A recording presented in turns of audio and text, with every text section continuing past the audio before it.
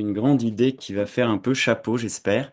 Si vous avez la fable de la cigale et la fourmi en tête, vous savez que la fourmi, quand l'hiver vient, eh bien, ferme la porte à la cigale qui n'a rien foutu de l'été, ou en tout cas, c'est pas préoccupé des crises.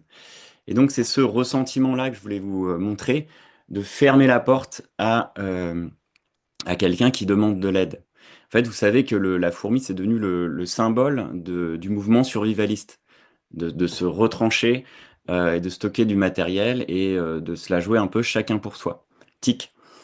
Si vous avez aussi en tête l'autre fable des trois petits cochons, vous allez peut-être comprendre que lorsque le loup souffle, alors on va inverser la fable parce que ça a l'air d'être une fable pour le loup-bi du ciment Bouygues.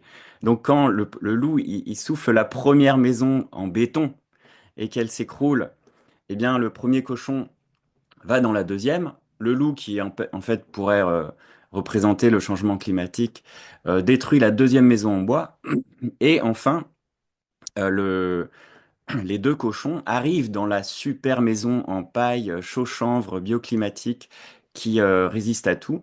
Et le troisième cochon ouvre la porte aux deux premiers, contrairement à la fourmi.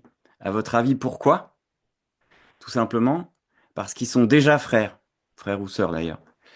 Et c'est ça la clé, c'est d'arriver à créer du lien social puissant avant les crises. Et ça fait toute la différence. Et comme l'a dit Véronique, et un peu tout l'écosystème de scientifiques qui bossent là-dessus. La clé, c'est l'humain. Avant les crises, on se prépare aux crises en améliorant le tissu social. Voilà, c'est un résultat scientifique et c'est un résultat hyper enthousiasmant. Tic.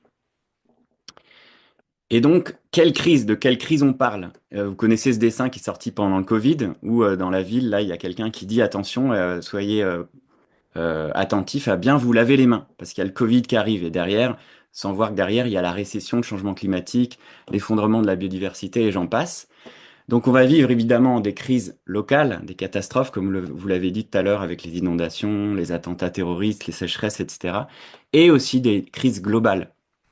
Et contre le local, il faut de la résilience globale, et contre les crises globales, il faut de la résilience locale. Il faut un peu des deux. Et ça inclut les crises aussi, tout le quotidien, pas seulement des catastrophes qui vont durer des siècles, comme on peut nous le prévoir, mais aussi des crises de tous les jours.